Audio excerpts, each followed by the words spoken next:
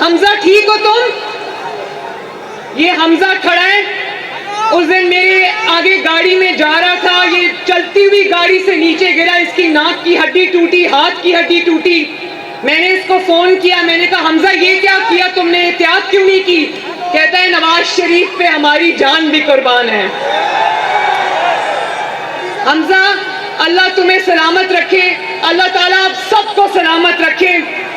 NA 119 आज मेरा मैंने आज पहली बार कदम रखा NA 119 में, तो मैंने सोचा मैं NA 119 से जाके इजाजत लूं कि मरियम नवाज को यहां से इलेक्शन लड़ने की इजाजत है। तो मैं तो इजाजत लेने आई थी, आपने तो अपना फैसला सुना दिया आज। और NA 119 मैं ये भी आपको बताना चाहती हूँ, मेरी खवातीन यहाँ पर मौजूद हैं, MSF की बच्चियां यहाँ पर मौजूद हैं, MSF के वो बच्चे व्हाइट कैप्स में मौजूद हैं। मैं सबको ये कहना चाहती हूँ कि आपको याद होगा, अली को याद होगा कि 2018 में मैंने पूरे पाकिस्तान से जिस हल्के का इंतखाब किया था इलेक्शन लड़ने के लिए, वो भी NA 119 था।